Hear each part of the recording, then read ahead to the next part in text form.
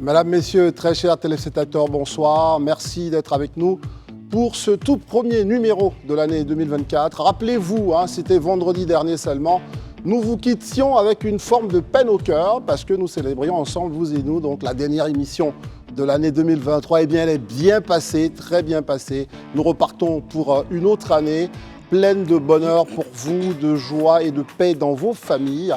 Merci en tous les cas de les passer, ces soirées-là, en notre compagnie. Je souhaiterais démarrer cette émission en ayant une pensée pour quelqu'un qui disait simplement qu'il avait donc pour combat principal la pleine conscience de l'Afrique, l'Afrique de la Renaissance. C'était donc Fela Kuti. Il n'est pas là le 2 août 1997. Il nous a quittés, mais il était tellement optimiste pour l'Afrique. Il était le promoteur de l'Afrique. J'aurais démarré cette émission en ayant une pensée pour ce grand artiste. Merci à vous d'être avec nous et de croire en l'Afrique. Bonsoir Christelle. Bonsoir André. Excellente année à vous très cher. Et Merci. nous croyons également comme vous à l'Afrique. Bonsoir chez vous. Excellente année 2024. Qu'elle vous apporte la paix, la prospérité, mais vraiment du fond de notre cœur, on espère que tout ira bien pour vous. Et tout ira bien également pour notre plateau présent. Alain Toussaint, bonsoir. Bonsoir. Christelle. Bonne année, comme on a l'habitude de le dire. Merci, carrément. Meilleurs vœux. Meilleurs vœux, On va vous Herman, permettre Avoir. d'en faire pour nos Voilà. auditeurs, avant de passer la parole pour nos téléspectateurs, avant de passer la parole à Herman. Bonne année, tout Ouais. simplement. Bonne année. Herman Aboua, excellente année à vous, vos vœux. Merci, qu'on aide surtout la santé et que les Ivoiriens se portent mieux. Élisée Boloubeu, en parlant de se porter mieux, vous vous portez mieux et vous êtes là ce soir avec nous. Excellente année pleine de santé et de prospérité. Merci beaucoup Christelle. Vous me permettez de saisir l'occasion si vous souhaitez bonne heureuse année à vous, à André et à l'ensemble de Merci l'équipe, aussi à nos téléspectateurs à qui je souhaite une année de santé et à qui je souhaite en tout cas que s'accomplissent les projets de Dieu pour leur vie. Merci beaucoup Élisée. Et nous terminons avec Daouda. Excellente et belle année Daouda. Bonne année à vous tous sur le plateau et je profite de l'antenne de l'occasion pour dire bonne année à tous les téléspectateurs, ceux qui sont à Abidjan, ceux qui sont à l'extérieur, ceux qui sont sur Internet. Je pense que chacun de vous sait ce qu'il veut. Que Dieu vous accorde ce que votre cœur désire le plus cher. Bonne année à tous. Tout est bien Merci dit, beaucoup. tout est bien dit les amis. Merci vraiment pour tous ces vœux que vous adressez au Créateur, on va dire, pour nos téléspectateurs. Merci. Eh bien, c'est le moment de n'être plus être trop gentil. Maintenant, on va ouvrir les hostilités. La vie politique a bien lieu ici même. Il faut qu'on en parle. On décrypte tout ça juste dans un instant.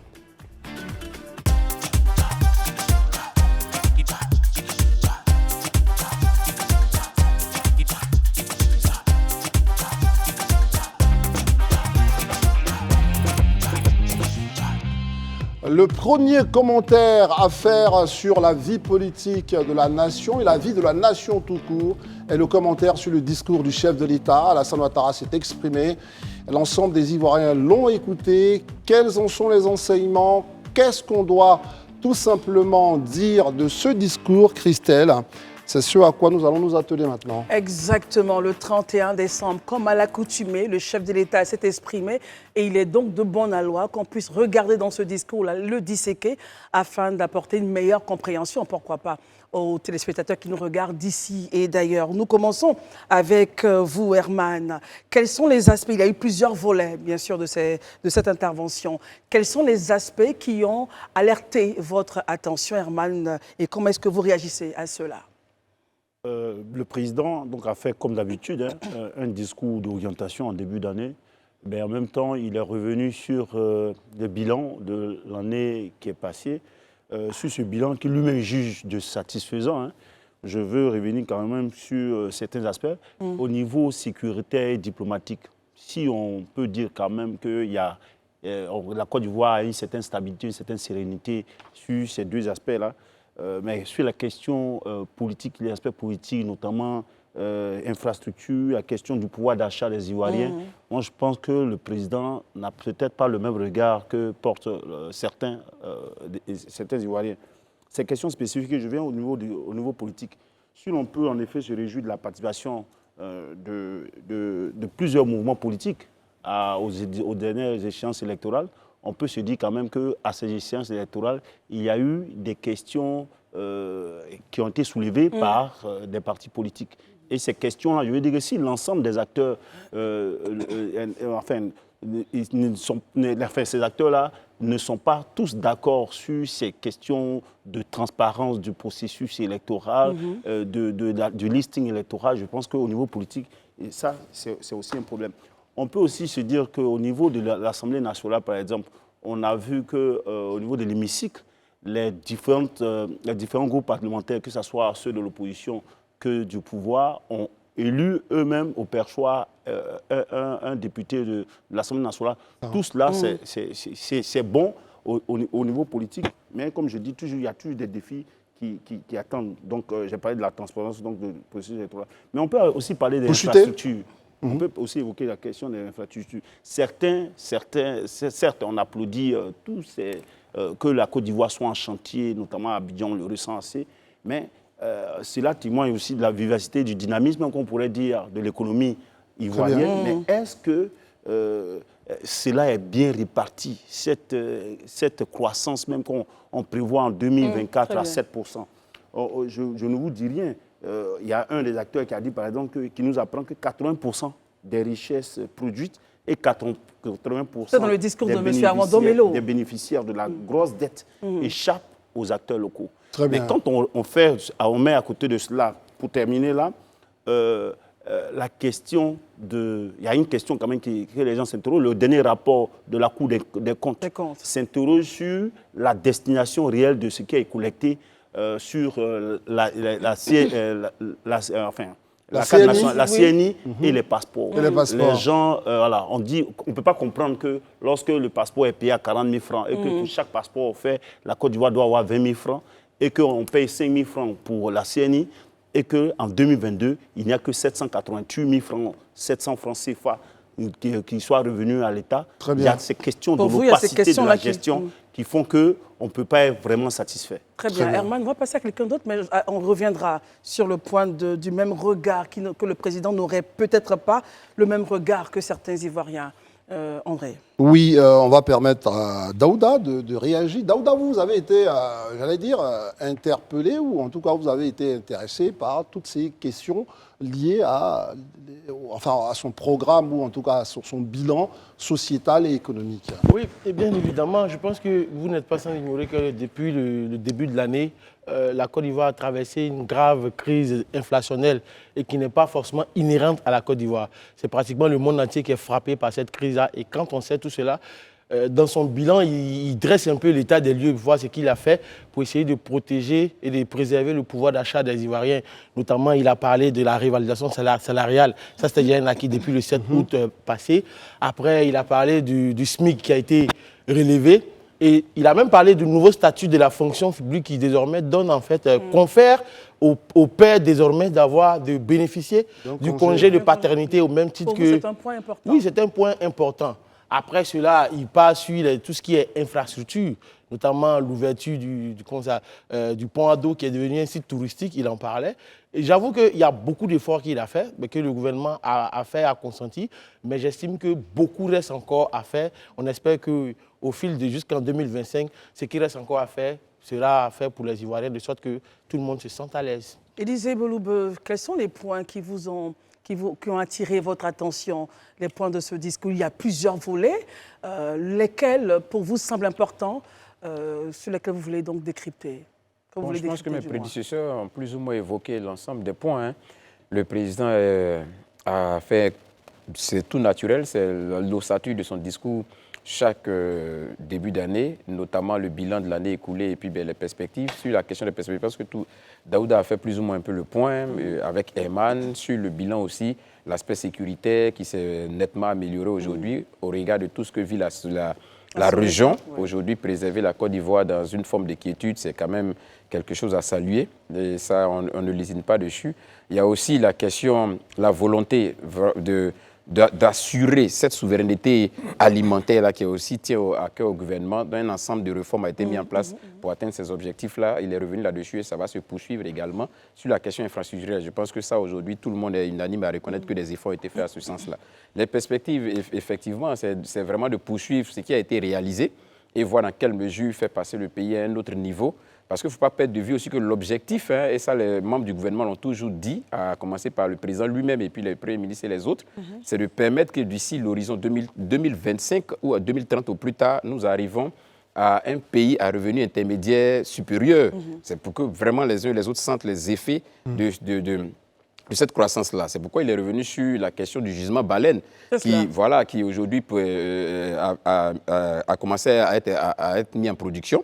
Il a dit d'ici 2026, on passera à environ 200 000 barils jour, alors qu'aujourd'hui on a 30 000 barils. Ça devait contribuer à un certain moment à renforcer notre niveau énergétique, parce que là on importe aujourd'hui du gaz pour pouvoir faire marcher l'électricité, alors que ça c'est des gisements gaziers et pétroliers qui nous permettront vraiment de pouvoir être indépendants sur un certain nombre de situations. Et améliorer le pouvoir d'achat des populations. Exactement, ça va revenir à la baisse. Et ça c'est des choses, moi je pense que c'est des indicateurs, quand le président donne comme ça, que chaque citoyen devrait pouvoir s'approprier ces discours-là, ces éléments-là, les noter.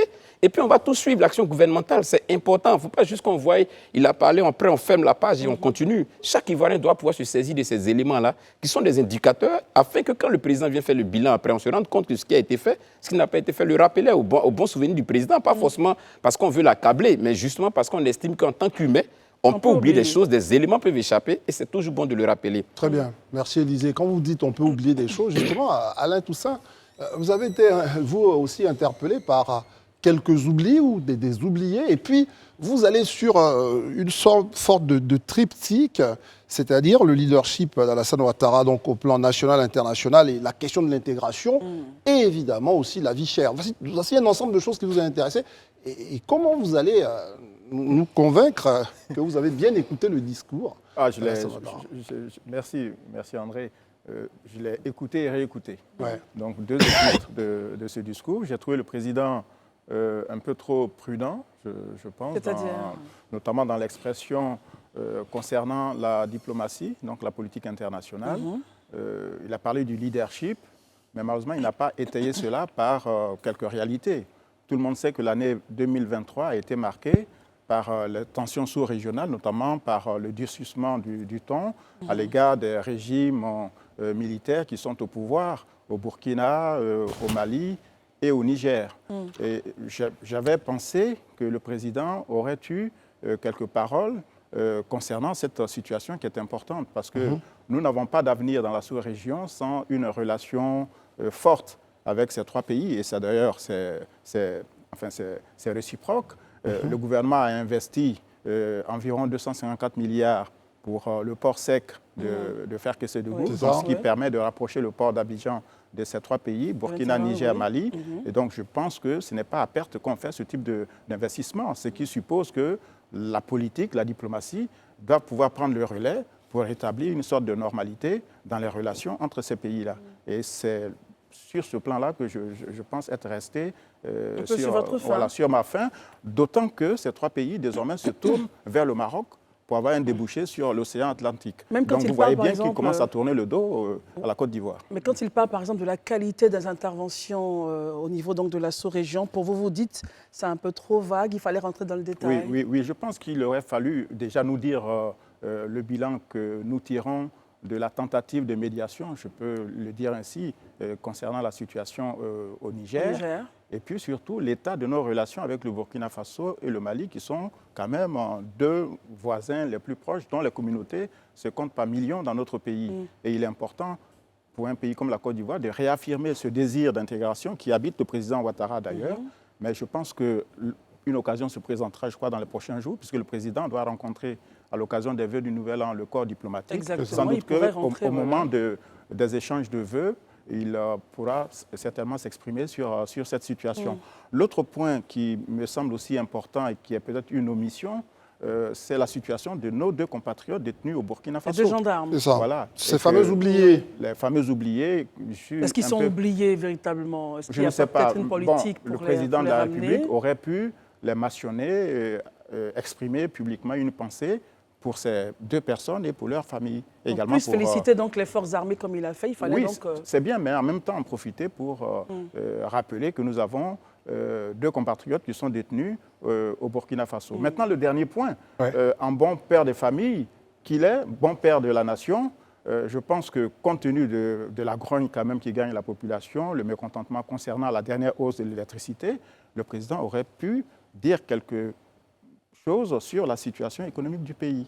On sait que ce n'est pas toujours facile quand on a à faire face aux injonctions du Fonds monétaire international qui dicte sa loi à nos gouvernements, mais dans un contexte de cherté de la vie, quand on a une ressource essentielle comme l'énergie qui arrive à augmenter, je pense que la responsabilité, c'est aussi d'expliquer, de signaler, comme on dit, de mettre en exergue peut-être les difficultés qu'on pourrait rencontrer. Donc c'est un peu là, mais globalement, évidemment, le bilan il est positif parce que le gouvernement travaille, et Herman l'a dit, c'est un pays qui est en chantier depuis une quinzaine d'années et on le constate sur le terrain. Très bien.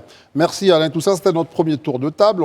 Donc, c'est des sujets un peu sur le fond que vous avez essayé. Vous pourriez rajouter très rapidement, avant qu'on passe à un point très important, mais il faut très rapidement nous dire, dans la forme, vous avez trouvé le président comment? Était-il d'attaque? Était-il plutôt, confortable à parler de son bilan? Comment vous avez senti le président Alassane Ouattara dans la forme, Daouda? Non, moi, je l'ai trouvé assez d'attaque pour parler de son bilan parce qu'on sentait qu'il maîtrisait véritablement son sujet. Par contre, pour parler de choses oubliées, je pense que c'est concernant l'année de la jeunesse qui est aujourd'hui... On revient là-dessus. On reviendra là-dessus, voilà. Donc, je vais dire... C'est pas une chose oubliée quand même. Non, quand je parle d'oublier, c'est parce qu'il n'en a pas parlé, parce qu'il y a beaucoup de chiffres qui nous ont été donnés ça et là par le ministère en charge de la jeunesse. Malheureusement, dans son discours, le président n'en parle pas pour en faire grand étalage. Il a juste parlé. Mais Daouda, il en a parlé. Allons-y, on reviendra là-dessus. Voilà. Ça va, ne vous éclairer, Daouda, allez-y. Donc, du coup, aujourd'hui, quand il parle des autres prospectives et tout ce qui a été acquis, j'avoue qu'il maîtrise sérieusement son dossier, à part les seuls chiffres de l'année de la jeunesse. Très bien. Bon, Herman, revenons à vous dans vos propos. Vous avez dit que vous avez l'impression que le président n'aurait pas le même regard que les Ivoiriens sur certaines réalités, parlant par exemple du pouvoir d'achat des populations. Mais ça va me ramener encore à une appréciation sur le fond. Mais comme sur la forme déjà, moi, je pense que ce n'est pas un discours nouveau. La trame n'est pas nouvelle. Aujourd'hui, on constate que cette année 2024 n'est pas dédiée comme on l'a dédié 2023 à la jeunesse. Et on suppose certainement, on peut se dire que c'est le prolongement de l'année de la jeunesse qui va continuer en 2020. Mais généralement, le président, lorsqu'il fait ce genre de discours-là, le président Ouattara place l'année. Moi, je pense que pour moi, ça a été un discours quand même sobre. On est à 2 années, près de 2 ans, moins de 2 ans, même des élections présidentielles. Il y a un acteur, il y a d'autres acteurs qui sont arrivés, qui essaient de prendre. Tout à l'heure, on va parler, peut-être voir le discours de Thiam. Il y a des acteurs, je pense qu'il a fait un discours quand même assez modeste. Moi, je pense au niveau du ton. Il n'est pas forcément allé d'attaque. Il est revenu sur des bilans que tout le monde sait. Aujourd'hui, on sait qu'au niveau des infrastructures, au niveau sécuritaire, c'est des choses, des éléments de langage qu'on a déjà entendus. Herman, est-ce que vous répondez à ma question? Je trouve qu'il n'y a pas d'éléments nouveaux en réalité. Mais vous avez dit, Herman, dans vos propos, je rappelle, peut-être pour mieux vous aider, vous avez dit qu'on a l'impression qu'ils n'auraient pas les mêmes réalités que les Ivoiriens. C'est sur ce point que j'aimerais que vous sur ces fonds-là, effectivement, je vous ai dit ici qu'aujourd'hui, quand on prend le volet de l'aspect de la jeunesse, c'est vrai que l'année de la jeunesse, on est à 361 milliards qu'il a dit qu'on a mis. On a pour mis l'année de 2023, oui. Aujourd'hui, réellement, quand on voit les chiffres, 200 000, je ne crois pas que la plupart des jeunes en Côte d'Ivoire aujourd'hui se sentent concernés par les chiffres qui sont évoqués. Et je pense qu'il est revenu sur ces chiffres-là. C'est vraiment ça. Il y a la question même la question de l'énergie, où en fin d'année, on a 10%, Alain l'a dit ici, à aucun moment, il a dit aux Ivoiriens, vraiment, voici les éléments sur lesquels, même si les ministres sont déjà revenus là-dessus, voici les éléments qui nous amènent à cela et à les efforts que je vous demande. Je pense que son discours a été modeste. Moi, je pense qu'il y avait sur certaines questions sur lesquelles il n'avait pas vraiment de réponse. Très bien. Puisque vous parliez tout à l'heure, Herman, du volet jeunesse et insertion professionnelle, c'est vous qui l'avez dit tout à l'heure, eh bien, saisissons la balle au bond et regardons ce que le président a dit exactement sur la jeunesse. Et ça va nous ouvrir, avec Alain Toussaint et Élisée Bouloubeu, le débat. Mes chers compatriotes, comme vous le savez, l'année 2023 a été décrétée année de la jeunesse afin de renforcer les efforts déployés par le gouvernement depuis 2012 en faveur de l'épanouissement de nos jeunes qui sont l'avenir de notre nation. Dans ce cadre, le gouvernement a adopté le programme jeunesse du gouvernement sur la période 2023-2025 pour un montant de 1118 milliards de francs CFA, dont 361 milliards de francs CFA pour la seule année 2023. Ainsi, ce programme a impacté à ce jour plus d'1 million de jeunes hommes et femmes à travers diverses initiatives dont près de 200 000 ont déjà bénéficié d'un appui à l'insertion professionnelle et au financement de leurs projets. L'année de la jeunesse, on en a parlé, c'était une action forte du chef de l'État. C'était le 31 décembre 2022, rappelez-vous, et bien 31 décembre 2023, on en parle encore pour faire une sorte de bilan, Christelle. Est-ce que là, on a tout ce qu'il faut à l'intérieur? Nos amis doivent nous répondre. On a tout ce qu'il faut à l'intérieur, justement. Daouda et Herman en parlaient. Herman disait, bon, on n'a pas senti, ou c'est Daouda, on n'a pas senti. Voilà les chiffres donnés, on va les rappeler. 1118 milliards de francs CFA, dont 361 pour la seule année 2023. Est-ce que ça sera étendu en 2024? Bien sûr. C'est un programme triennal. Voilà. Alors, quand vous avez ça, Alain, je vais écouter Herman. Quand vous avez ces chiffres, quand vous avez ces chiffres-là, tout ce descriptif chiffré du chef de l'État, pour vous, est-ce que la prise en compte des jeunes, vous dites que les jeunes ne se sont pas concernés, on a quand même 1 million de jeunes ivoiriens impactés par ces chiffres-là, pour vous, c'est rien du tout? Oui, il y a 1 million, selon le chiffre donné par le président de la République. Oui, exactement. Mais en même temps, je me dis que je sais qu'il y a des jeunes qui se demandent où se trouvent, où on peut se retrouver. Comment est-ce qu'on fait pour se retrouver dans ce genre de programme? Puisqu'il parle de 200 000 personnes qui ont bénéficié de cet appui à l'insertion. Quand on se rappelle un peu tous les hommes du ministère de la Jeunesse qui passent ici, ils donnent une application. Il faut nous saisir sur le site d'Emploi Jeunes. Le ministre de la Jeunesse et de l'insertion professionnelle, il gère un département, donc il fait sa communication sur ce département. Ce dont je parle, c'est est-ce que véritablement les populations, il faut peut-être aller leur tendre le micro pour leur demander si effectivement ils se sentent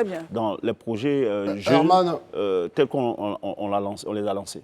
Alors, faute donc de claircissement de la part d'Herman, on va quand même se devait Élysée pour savoir, lui, quelle est sa perception justement de cette déclaration du chef de l'État sous forme de programme triennal, on l'a dit, avec une application depuis le 1er janvier 2023. Je pense qu'il était déjà important de rappeler effectivement, et vous le faites si bien, que c'est un programme triennal, parce que dans l'esprit de plusieurs, ça se terminait juste en 2023. Non, c'est de 2023 à 2025. Donc c'est sur 3 ans que s'étend le programme jeunesse du gouvernement, avec les chiffres que vous avez évoqués. Moi, je crois que c'est bien beau de critiquer, c'est bien beau souvent de remettre en cause. Ça permet en tout cas d'éprouver les systèmes et de les faire avancer. Mais c'est aussi c'est beaucoup plus, moi je pense que c'est beaucoup plus rigoureux et beaucoup plus sérieux d'apporter des contradictions chiffrées. Là, le chef de l'État vous dit 1 million de personnes ont été impactées. C'est cela.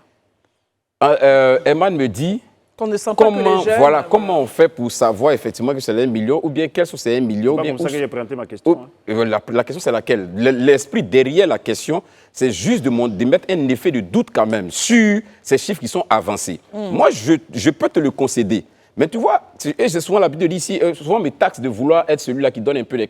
C'est très bien d'amener une contradiction sur des chiffres évoqués, sur la base aussi de tes recherches. Aujourd'hui, quelle investigation tu as pu mener, ou bien quel renseignement tu as qui prouve peut-être que ces chiffres-là sont des chiffres qu'on doit mettre en doute? On permet à Herman de répondre rapidement. Ok, là-dessus, j'ai pu quand même des jeunes qui étaient dans un programme qui était exécuté avec l'Académie des maires, qui ont près de 300 jeunes. Ils ont dit qu'ils ont fini le programme. C'était prévu qu'on les insère. Ils ont fait c'est un programme du ministère de la Jeunesse. Ils sont là, ils restent, ils disent qu'ils n'ont aucune réponse de la part du ministre, malgré leur tentative. Il y a des cas comme ça, je ne veux pas qu'on reste là. Donc les chiffres, ce n'est pas moi qui vais les donner. Je peux rembondir, s'il te plaît. Je vais terminer rapidement. Parce que c'est 1 million de personnes, certes. Mais je veux te dire en même temps qu'il y a quand même des Ivoiriens, à côté de ce million de personnes indiquées là, qui estiment qu'ils ne sont pas concernés, qui ne sentent pas ce programme. Très bien, là, tu es en train de nuancer. Déjà, j'ai nuancé de non, je finis de parler. Là, tu es en train de nuancer, mais je voudrais déjà qu'on soit vraiment très rigoureux dans ce qu'on dit. le président a été très clair. Il dit 1 million de jeunes impactés, dont 200 000 ont bénéficié d'un appui pour l'insertion. Ici, tous ceux qui sont venus nous parler des programmes de jeunesse, les programmes ont plusieurs volets. Il y a des programmes de réinsertion, d'insertion, et il y a des programmes de formation. Et ces programmes-là, c'est tous ces programmes-là mis ensemble qui font 1 million d'impactés. Mais ceux qui ont reçu un appui pour une insertion sont 200 000. Et ça, c'est des programmes qui sont prévus par le gouvernement. Ça, c'est des choses que c'est à la portée de tout le monde. C'est-à-dire que tout citoyen aujourd'hui peut aller s'informer là-dessus. C'est des choses qui sont factuelles. S'il vous plaît. Je ne suis pas en train de défendre, de défendre ce que le président te dit. Mais ce que je suis en train de dire aujourd'hui, je suis en train de dire, et c'est pourquoi tout à l'heure dans mon intervention, j'ai dit, quand le président, en nous donnant, en tenant de tels discours, il nous donne une opportunité de vérifier l'action gouvernementale. Nous, on prend ces chiffres-là, et puis on va mener nos investigations. Et puis on les confronte si vraiment ce qu'il est en train de nous dire est vrai ou pas. On a compris votre point par rapport à Eman. Alain Toussaint, très souvent, il est l'arbitre quand même de ces débats. Il écoute tout le monde. Il ne va pas déroger à la règle aujourd'hui. Voilà. Qu'est-ce qu'on peut dire sur, quand même, c'était le grand projet du président Alassane Ouattara pour 2023. Des journalistes ont une perception assez différente de tout ça. Vous dites quoi, Toussaint Alain? Écoutez, je pense que c'est l'histoire du verre à moitié plein ou en fonction de la perception. Au vide. Je pense que beaucoup a été accompli durant cette année de la jeunesse, mais beaucoup reste encore à faire parce que sur une population de 30 millions d'habitants, nous avons 3/4 de la population 75% qui est jeune, ce qui nous ramène à environ une population de 22 millions. Alors, quand on nous dit qu'il y a 1 million de jeunes qui ont été impactés sur 22 millions, vous voyez bien... Après, 22 millions, il y en a qui travaillent déjà aussi. Oui, voilà, exactement. Maintenant, je pense qu'effectivement, il y a des choses qui sont intéressantes. Mais mon inquiétude concernant d'ailleurs tout ce dispositif qui est mis en œuvre en faveur de la jeunesse, c'est le fait que, quelque part, on oublie la création d'emplois. C'est-à-dire, qu'est-ce qu'on demande aux entreprises aussi de faire? Lorsqu'on dit on finance des jeunes pour qu'ils puissent s'installer à leur compte, on les forme, etc., etc., mais quid des entreprises dans ce processus de relance du pays? Et je n'ai malheureusement pas d'informations, peut-être qu'on fera une émission sur ce sujet. Mais il me semble que la création d'emplois ne doit pas relever seulement de ce programme-là, qu'il faut peut-être des incitations en direction de... Non, Élisée, vous allez répondre. Je pense que si on avait toutes les informations, sans doute que je n'aurais pas à dire ce que j'ai dit aujourd'hui. Parce qu'il est important... Vous, les journalistes, vous aurez dû chercher aussi les informations, tout ça. Oui, mais... Non, mais moi, je veux juste faire avancer le débat, c'est tout. Oui. Voilà, c'est juste ça. Allez-y, si Alain finit. Laissons-le finir. Bon, je vais terminer quand même. Termine. Ça ne va pas faire mal. Non, jamais. Donc, je disais qu'il faut, en plus de ces dispositifs qui sont mis en œuvre au profit de la jeunesse, peut-être imaginer de nouveaux leviers qui permettent aux entreprises d'être en plus citoyennes, d'être des vraies créatrices de richesses, des créatrices d'emplois. C'est cela, enfin, mon inquiétude. Parce que quand on explique aux jeunes que la finalité de la vie, c'est peut-être d'être chef d'entreprise, et puis très souvent, on connaît un peu le taux de mortalité des entreprises à partir... Si vous dépassez 2 ou 3 ans, enfin, Dieu merci, mais très souvent, en dessous de 3 ans, très peu d'entreprises survivent. Donc, il faut imaginer encore d'autres outils pour créer vraiment des emplois en faveur de la jeunesse. Pour rester vraiment dans ce que vous dites, Alain Toussaint, l'information, évidemment, sur ces 200 000...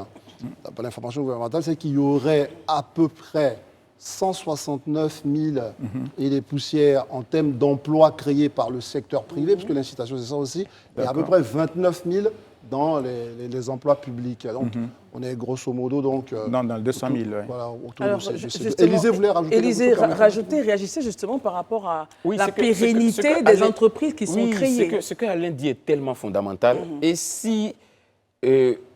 nous sommes tous... Et on termine. Oui, si nous sommes tous, je vais dire, un peu rigoureux, on verra que chaque fois qu'on a eu des représentants du ministère de la Jeunesse sur ce plateau, ça a été toujours l'une des préoccupations. Exactement. Il ne s'agit pas juste d'apprendre à pêcher aux gens, pardon, de donner du poisson aux gens, mais il faut leur apprendre à pêcher, il faut leur donner les moyens qui puissent leur permettre de subsister. Et ça, à chaque fois qu'ils sont venus ici, et moi je suis allé éprouver le système, il ne s'agit pas juste de dire à des gens, tenez de l'argent ou bien tenez des moyens, défendez-vous. Le mécanisme mis en place permet de rendre viable le système derrière. Mais vous convenez avec moi qu'avec toute la bonne foi, On ne peut pas atteindre un chiffre de 100%, ce n'est pas possible. La dernière fois ici, celui qui était là, le représentant, il disait que le chiffre se tournait autour de 75 ans, 75-78%, au moins de viabilité des activités qui avaient été mises en place. Je pense déjà que c'est un chiffre intéressant pour un pays qui sort d'une situation difficile comme ça, où les jeunes n'étaient généralement pas habitués à des questions d'entrepreneuriat. Aujourd'hui, qu'on arrive à un chiffre pareil, je me dis que c'est quelque chose d'encourageant. Mais on est tous unanimes que ce n'est pas encore suffisant. On peut encore faire mieux. Mais ce mieux qu'on peut faire, là, c'est en mettant ensemble nos intelligences et nos efforts qu'on pourra permettre de faire ce mieux-là. Très bien, merci Élisée. Ma très chère Christelle, il faut maintenant qu'on mette ce discours-là, j'allais dire, un peu en relation avec le discours des autres hommes politiques, parce qu'ils sont nombreux à avoir parlé quand même. Exactement. Et nous allons commencer le décryptage du discours du président du PDCI, de Tidjane Thiam. Et ça sera avec vous, Daouda. Commençons par vous. Monsieur Tidjane Thiam s'est exprimé, il a parlé à ses militants, il a parlé aux Ivoiriens, à la nation. Réaction. Quels sont les pans de ce discours, dans le fond comme dans la forme, hein? Oui, je pense que je vais commencer d'abord par le fond avant de terminer par la forme, si vous le permettez. Allez-y, je vous prie. Voilà.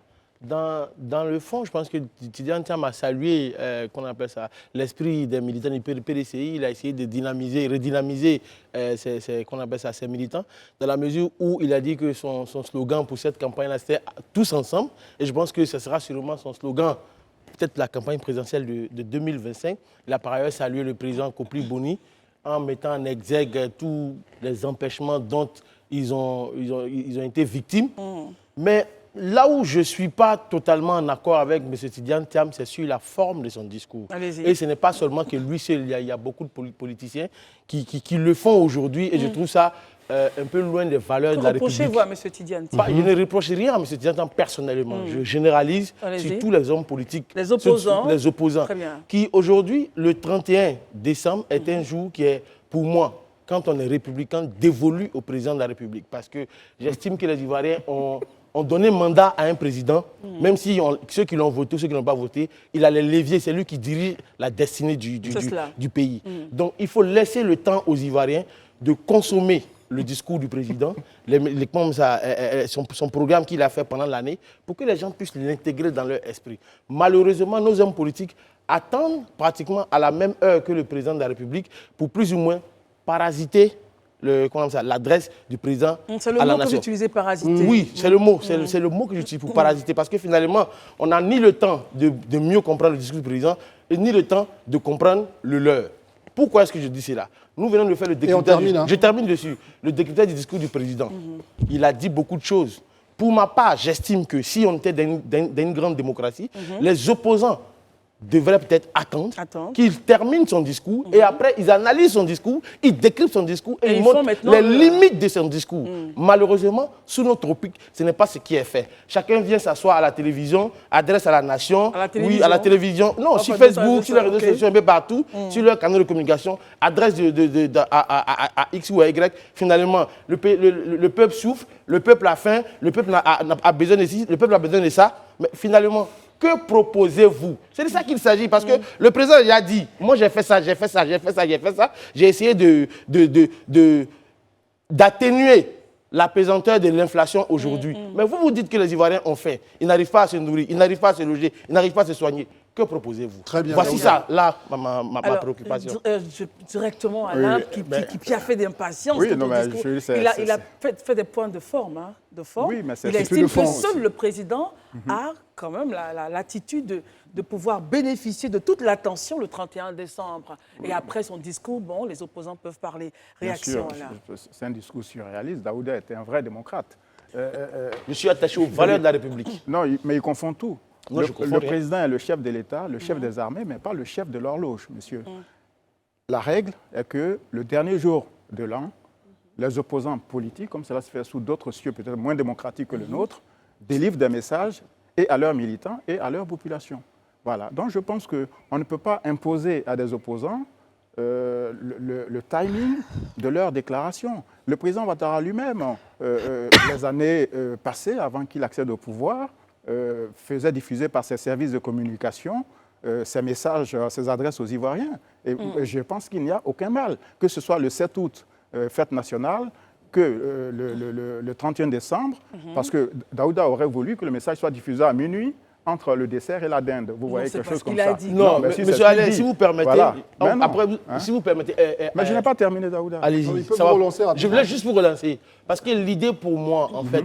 C'est très court. Je serai très court. L'idée pour moi, c'est que les opposants dans un pays doivent prendre le temps aussi d'écouter le discours, en regarder la teneur et la quintessence et faire montrer les limites de ce discours. Très bien. L'idée n'est pas de nous dire on a faim, on a ceci, on veut des solutions. C'est magnifique. Alors, excusez-moi, hein, je ne vais pas vous faire injure, mais ni même au président Ouattara, mais quand vous lisez le discours du président Ouattara, qu'y a-t-il de nouveau dans ce discours qui mérite d'attendre qu'il l'ait prononcé? Alors qu'on sait déjà que c'est un discours politique, les conseillers des opposants et même des gouvernants savent comment sont structurées les prises de parole présidentielles, avant même que le président parle. Donc, quel est l'apport nouveau des opposants alors? Avec tout ce que M. Ouattara, même s'il n'a rien dit selon vous, qu'est-ce que les opposants non, je n'ai pas dit qu'il n'a pas dit ça.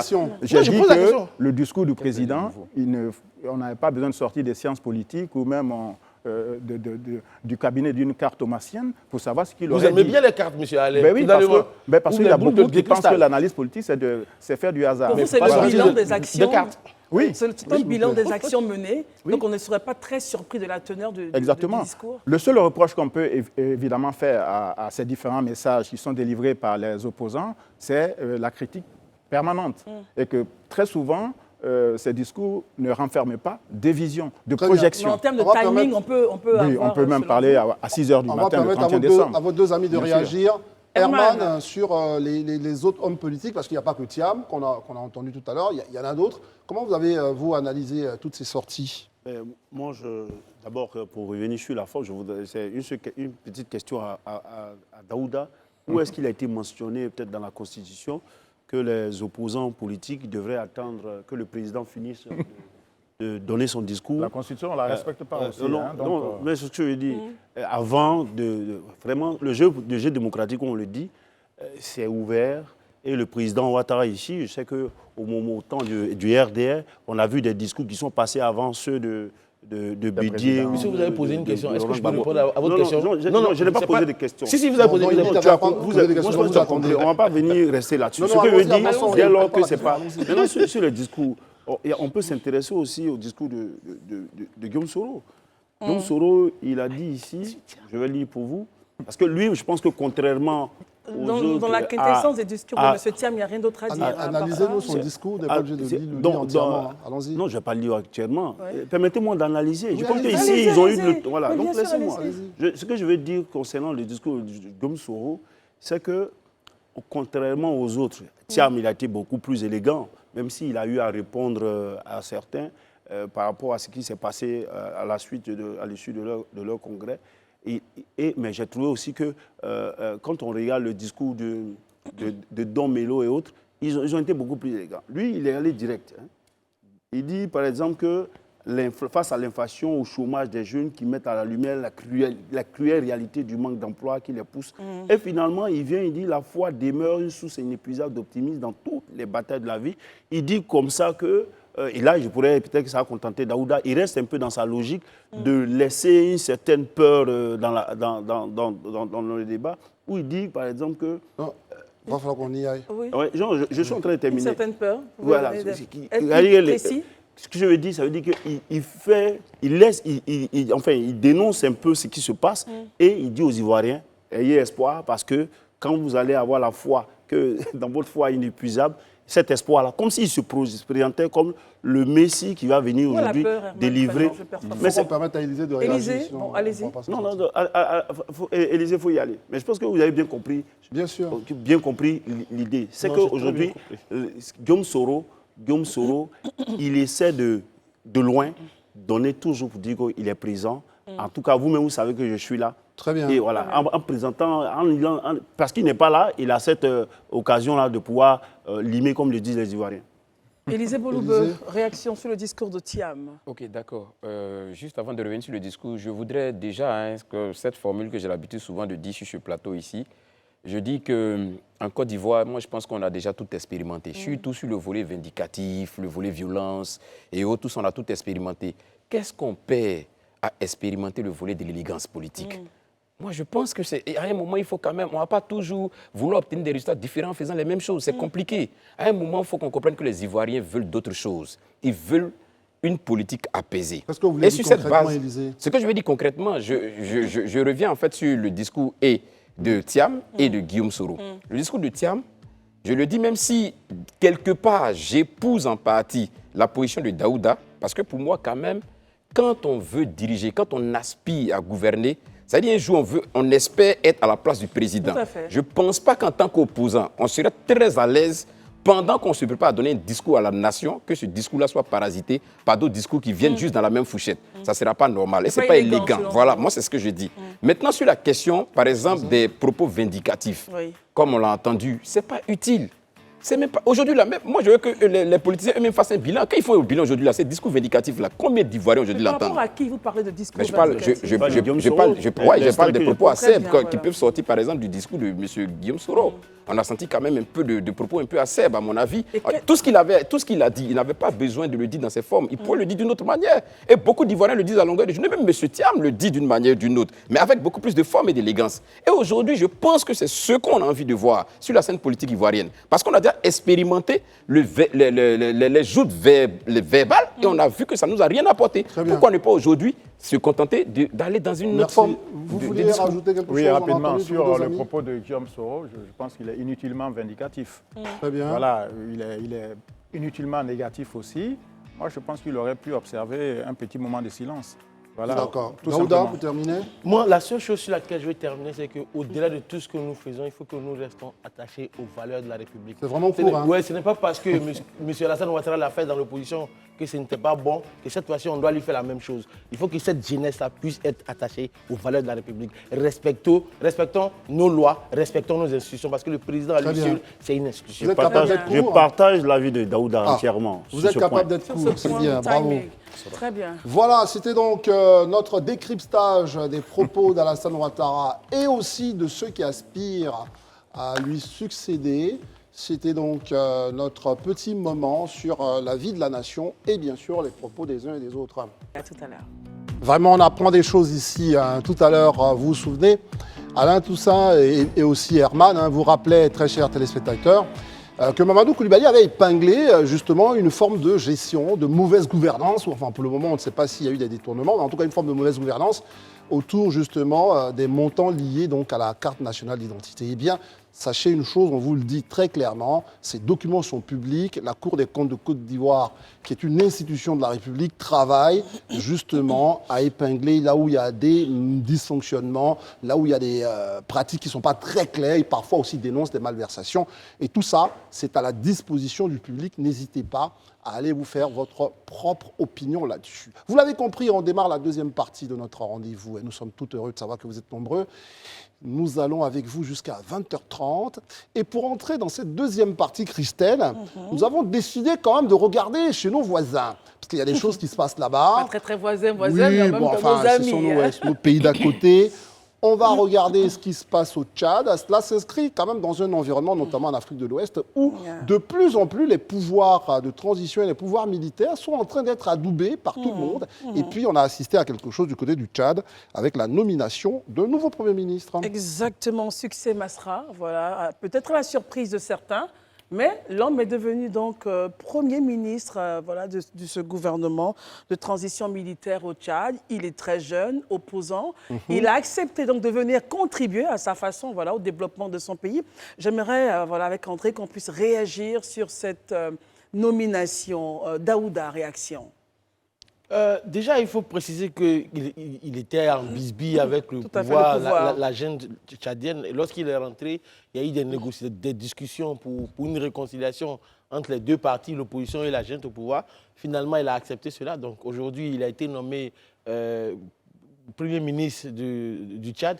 Pour moi, c'est une bonne chose parce que généralement, il ne faut pas tout le temps rester en dehors du système. Parce qu'aujourd'hui, avec l'expérience qu'il a et le fait de gérer avec des militaires qui n'ont pas forcément la connaissance de la chose politique, de la chose économique et autres, lui pourra leur apporter son expertise. Mais au-delà de son expertise même là, en fait, ça peut faire partie en fait, de son CV en tant qu'homme politique parce qu'au moins, il va aller s'exercer à la gestion de la chose publique. Pour moi, c'est une bonne chose. Il ne faudrait pas qu'on reste dans des situations de belligérance ad vitam aeternam. Donc, c'est pas Très nécessaire. bien. Donc, Daouda pense que c'est une bonne chose que des opposants se retrouvent à gérer le pouvoir. Alain Toussaint, parce que moi, je ne sais pas, on a déjà assisté à ce type d'expérience, le peuple est sorti encore plus embrouillé parce qu'il ne sait pas qui est responsable de la gestion d'État.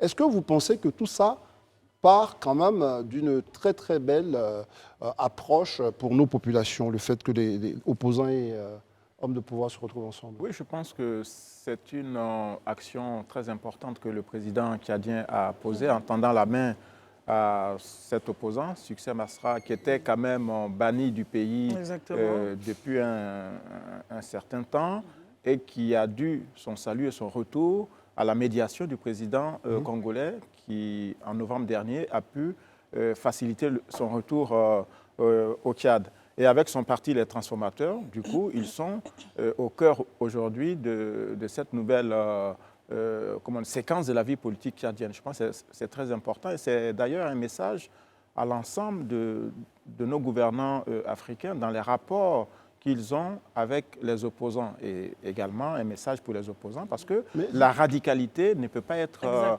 une politique en soi. Mais tout ça, vous parlez de radicalité, c'est pour ça que je vous ai introduit comme ça, mais finalement, les opposants s'opposent, enfin d'une certaine façon, et les gouvernants gouvernent. Pourquoi est-on obligé, pour ne pas être accusé de radical, de se retrouver à travailler dans un même gouvernement et à la fin, on ne comprend plus rien?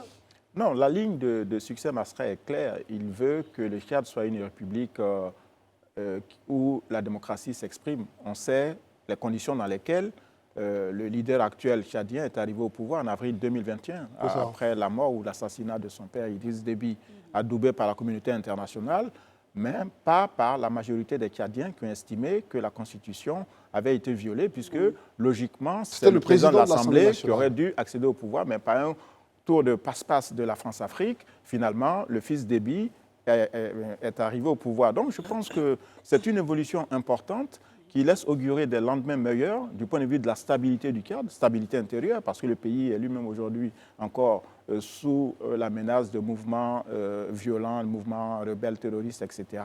Il était important pour le gouvernement, pour le président tchadien, de nouer, de lier cette alliance avec son principal opposant. Et je pense que quand dans un pays africain, le dialogue, la conciliation s'expriment, nous ne pouvons qu'applaudir.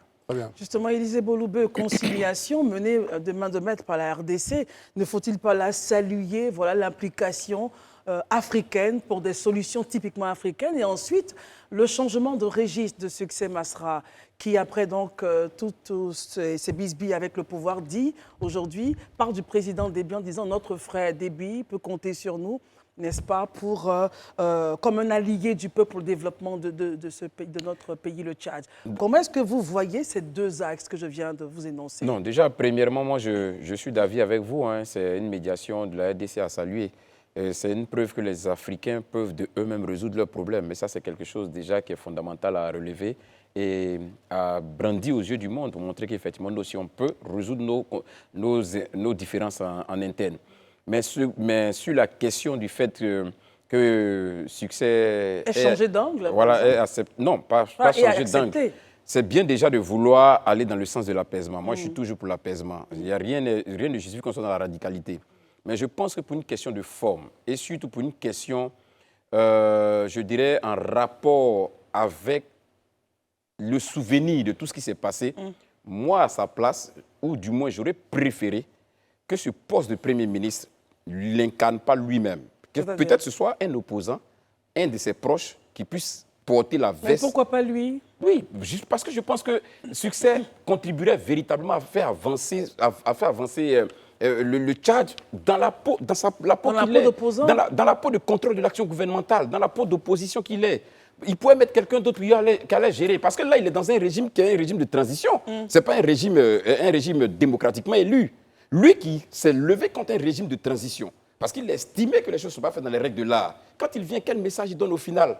Donc, quelque part, je ne dis pas qu'il parte dans la belligérance, mais on peut mettre quelqu'un, et puis nous, derrière, on contrôle et on essaie d'être cet étendard-là qui essaie de critiquer l'action gouvernementale, c'est bien beau, Très mais bien. venir maintenant au cœur pour voir un peu voilà, comment est-ce qu'on gère ce que vous avez critiqué. J'aimerais bien entendre Daouda là-dessus. Non, attends, Daouda, 2 minutes, on entend votre avis. On l'a déjà entendu ou pas tout à l'heure? Bon, d'accord. On va entendre d'abord. Par contre, Herman, Herman. Non, mais moi, Ça je voudrais revenir sur la jeunesse du nouveau Premier ministre du Tchad et C'est puis surtout sur qui il est. Il est né déjà en 1983, donc un enfant, enfin, je suis en train de dire un enfant. Oui, c'est un enfant par rapport à ceux qui font la politique habituellement. Il a 40 ans à peine. Mais bientôt. en même temps, c'est quand même quelqu'un qui a travaillé à la BAD, bien donc sûr. c'est un économiste. Donc, je pense que la transition tchadienne, à côté de la victoire politique, enfin, c'est une victoire, pas une victoire sûr. politique, à donner cette place-là à son opposant, à un leader de l'opposition, c'est d'abord une bonne chose pour le régime tchadien.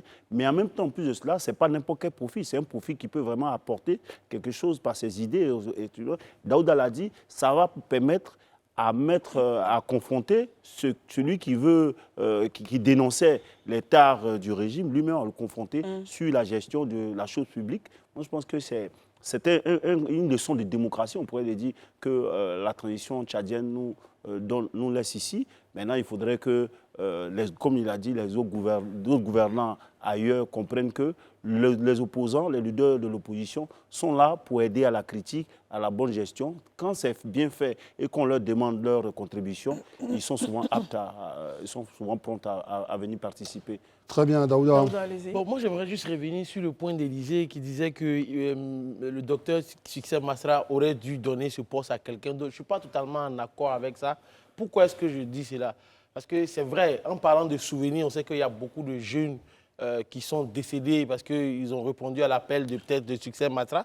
Mais aujourd'hui, avec le portrait que Herman Une cinquantaine de personnes. voilà, tuées ce le jour-là. portrait que Herman vient de dresser, il a travaillé à la BAD, il connaît les rouages de l'économie. Et dans mon propos liminaire, je disais que la gente, est-ce qu'elle a forcément cette expertise-là?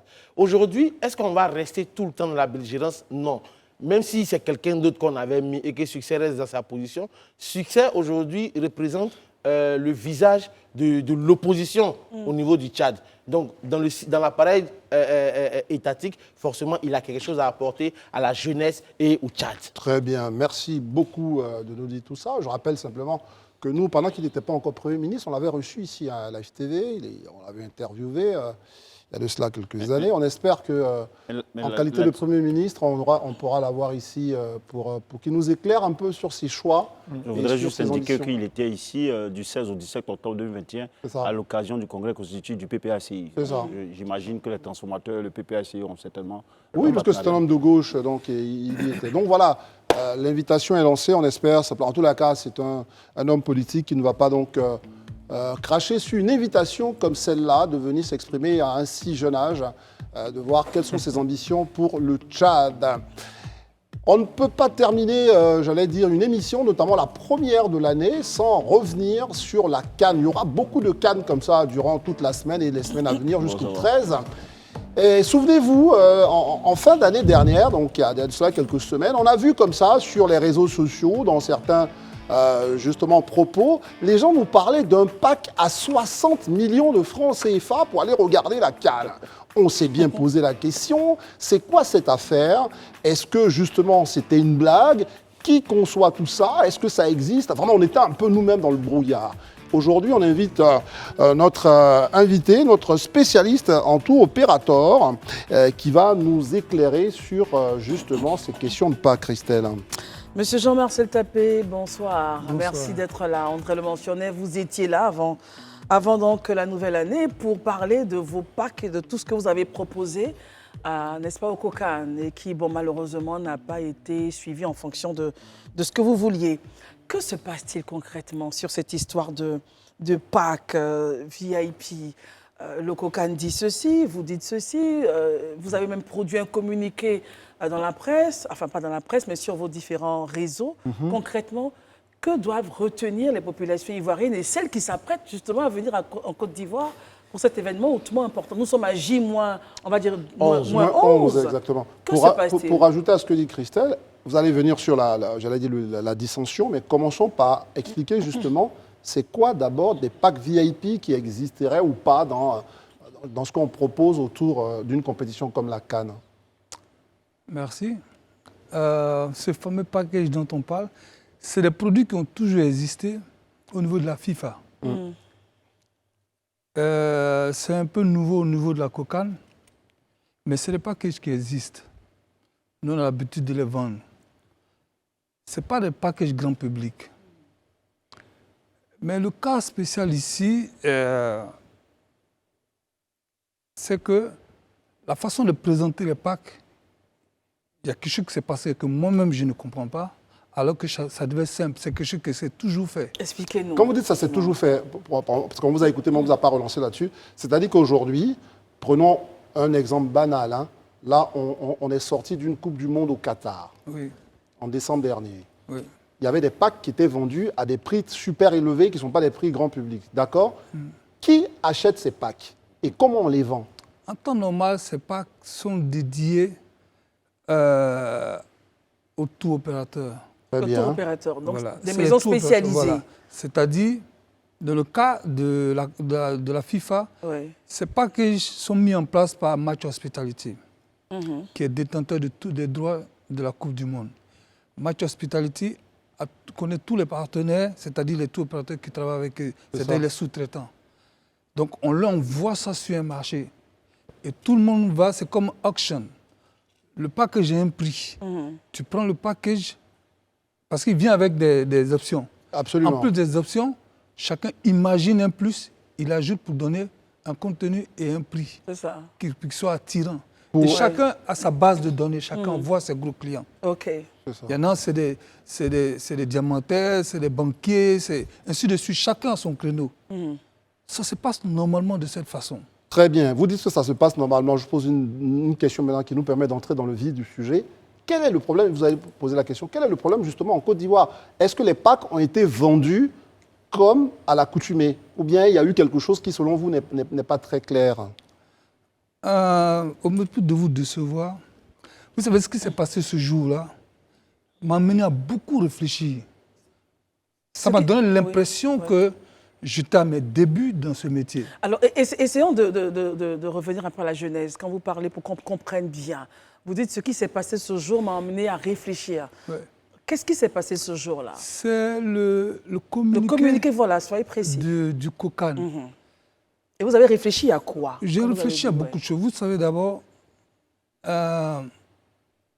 plusieurs personnes ont parlé des packages, même des ambassades de Côte d'Ivoire à l'extérieur. Il n'y a jamais eu il n'y a jamais rien eu. De réaction. Il n'y a jamais eu de réaction. Ça, c'est un de deux.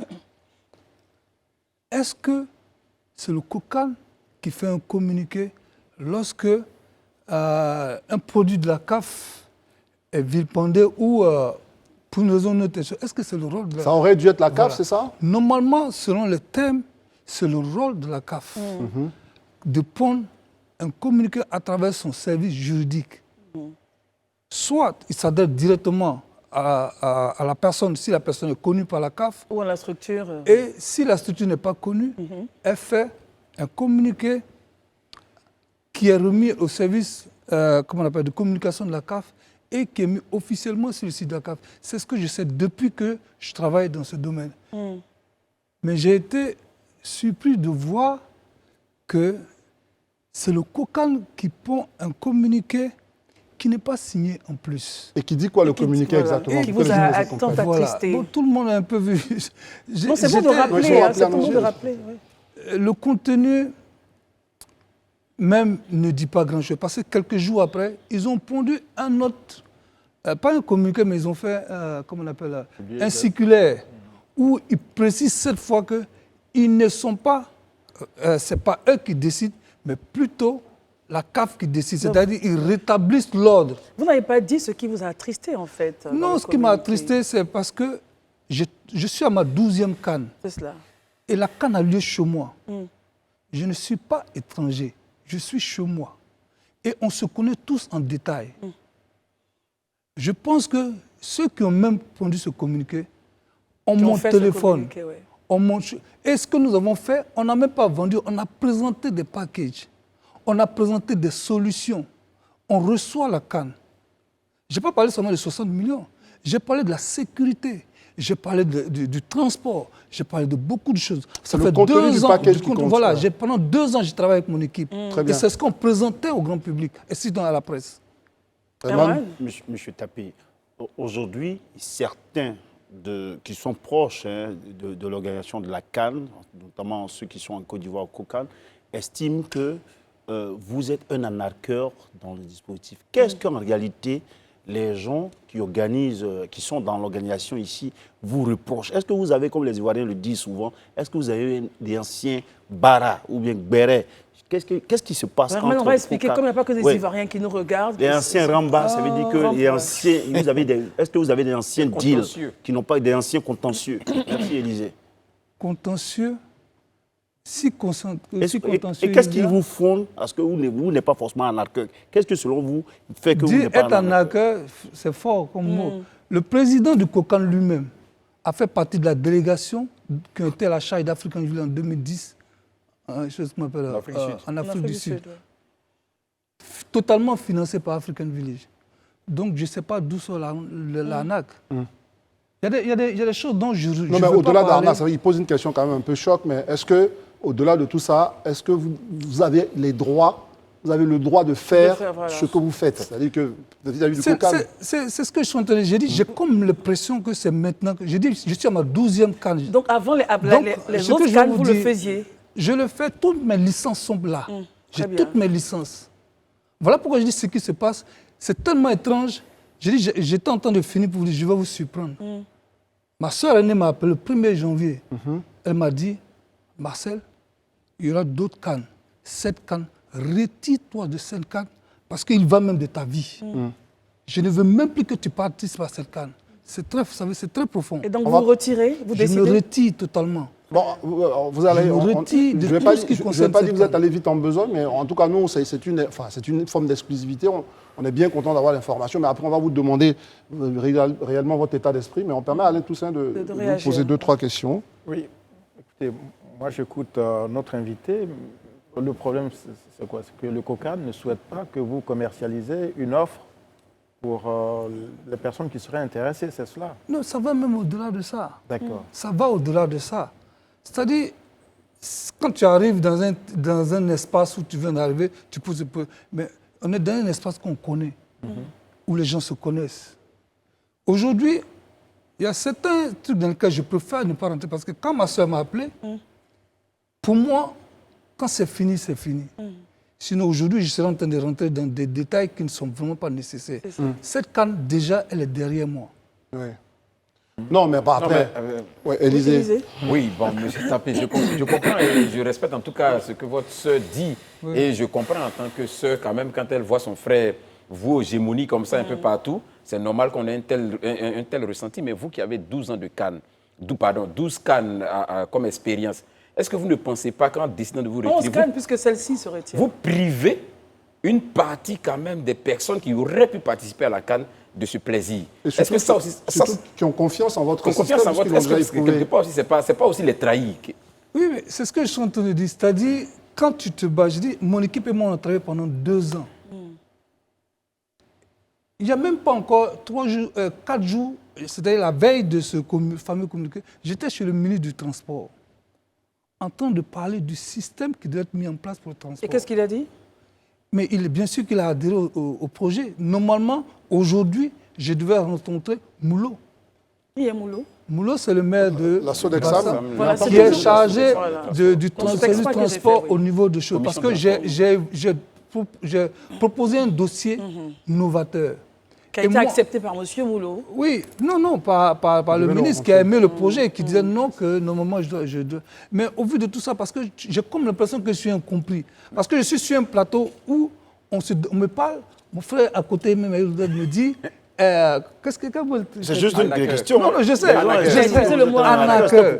C'est fort pour quelqu'un qui est est au service de ce pays. Quelqu'un Je peux vous relancer, s'il vous plaît. Oui. Non, excusez-moi, je ne vous coupe pas, je veux vous relancer. Vous voyez, vous dites des choses tellement fondamentales que je reviens sur ma question. Oui. Là, vous avez exposé le problème à un membre du gouvernement, à savoir le ministre des Transports, et qui a même adhéré, et qui vous a ouvert même les bras. Oui. Mais pourquoi vous ne considérez pas que les propos tenus par un membre du gouvernement qui lui s'ouvre peuvent avoir valeur plus qu'un communiqué non signé du COCAN, et vous décidez de vous retirer?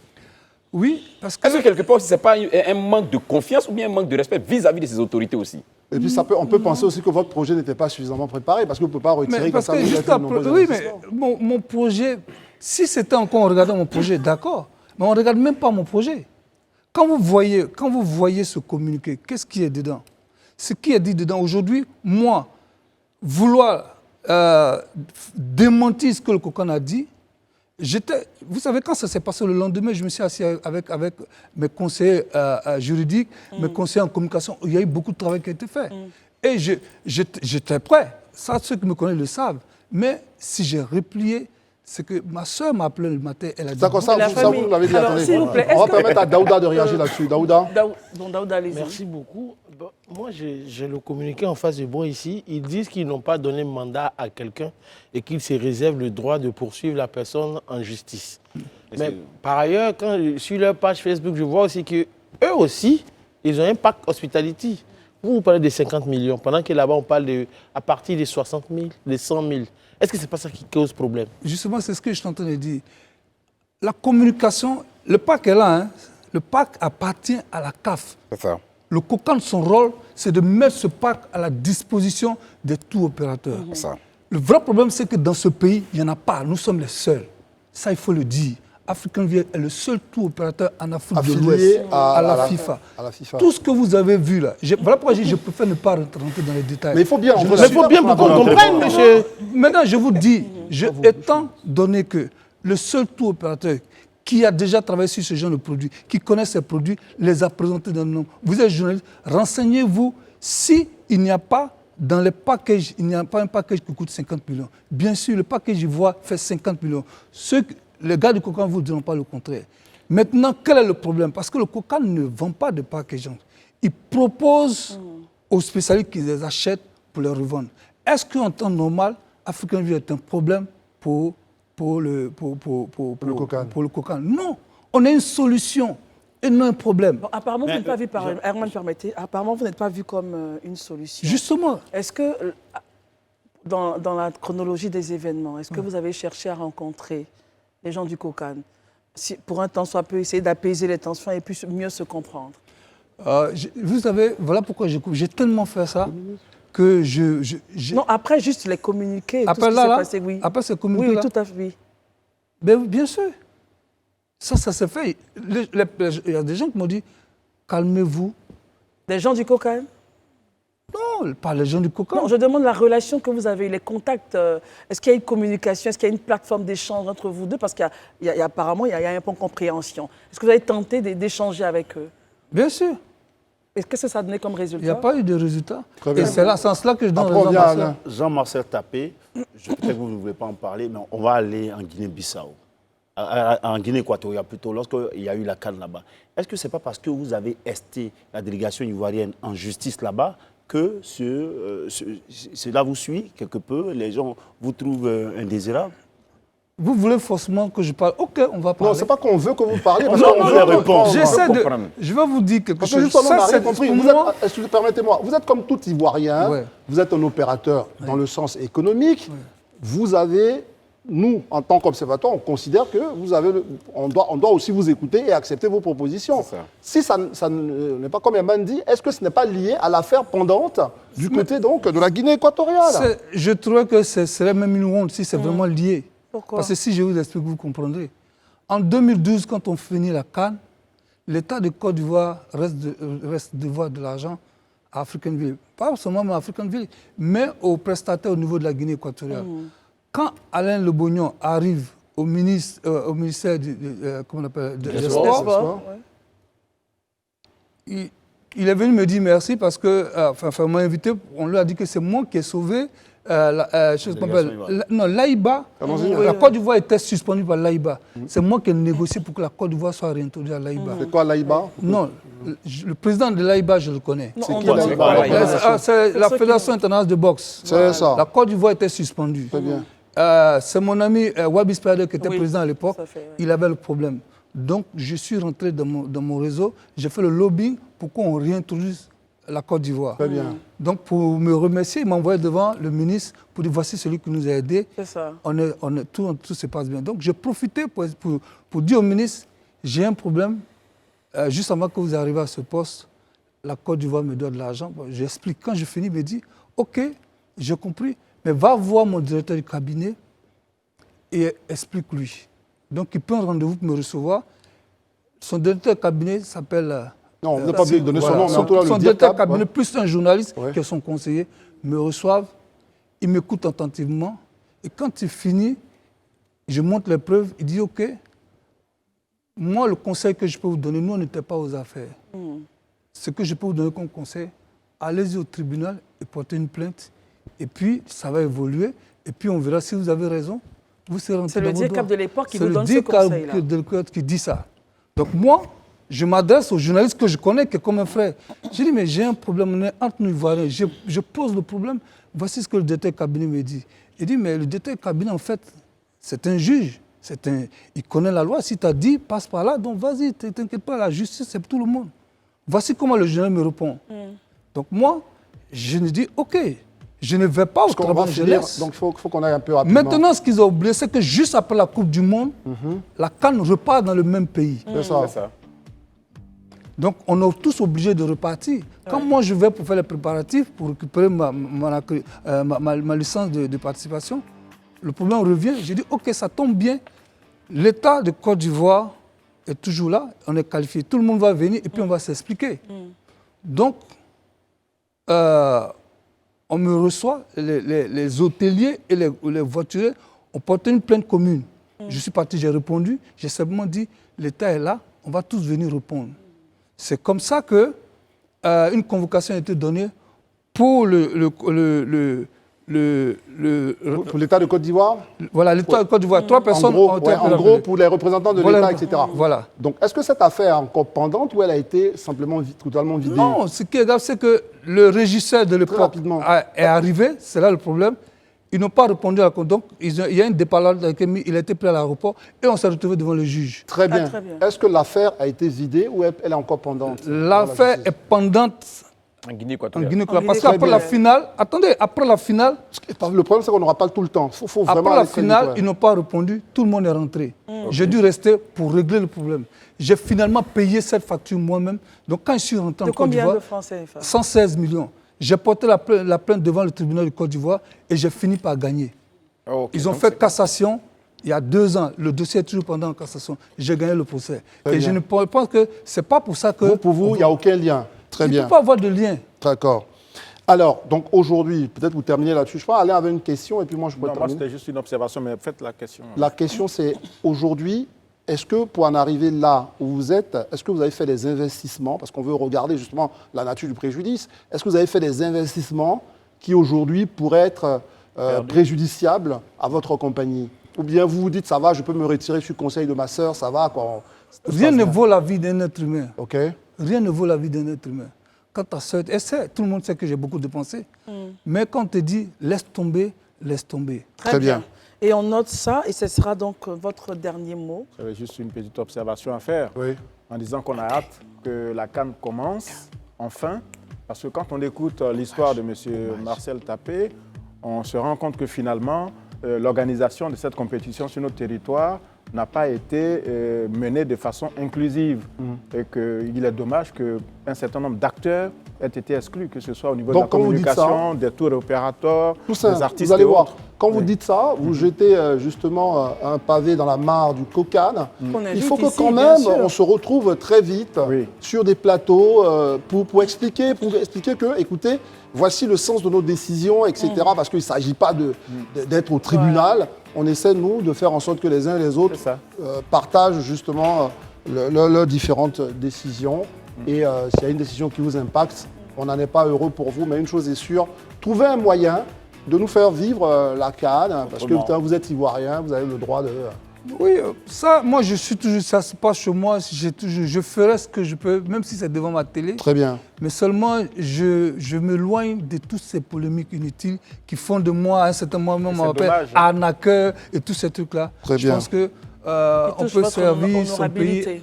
Voilà, c'est trop fort. J'ai des enfants qui sont en train de grandir, ils n'ont pas besoin d'entendre ce genre de choses-là. Merci beaucoup, M. Jean-Marcel Tapé. On réitère l'invitation au COCAN, à son premier responsable, pour venir donner la réplique aux propos de M. Jean-Marcel Tapé, tour opérateur CAF FIFA. Merci d'être venu ce soir et on va dire bonne continuation. Merci. Notre émission, André. Notre émission est terminée. Je voudrais très rapidement, avant que vous ne terminiez définitivement, avoir donc une petite pensée pour un jeune qui était tellement bourré de talent. Il avait à peine une quarantaine d'années. Nathan Koné, vous avez pu voir ça avant le début de ses fêtes, qui est décédé. Ça a provoqué beaucoup d'émoi chez nos confrères, collègues et amis et tous ceux qui le connaissent. C'était vraiment un coup dur. Comme lui, beaucoup d'autres journalistes durant l'année 2023 sont partis. Pour mémoire, comme ça, je pense à Waéora, Jules César et tous ces journalistes-là, en tout cas à qui nous avons une pensée vraiment pour eux. Nous disons vraiment que le Seigneur vous accueille dans son royaume céleste. Merci beaucoup André pour ce mot-là. On se retrouve donc demain pour une autre émission du Grand Talk. Portez-vous bien et les programmes continuent sur Live TV. Bonsoir.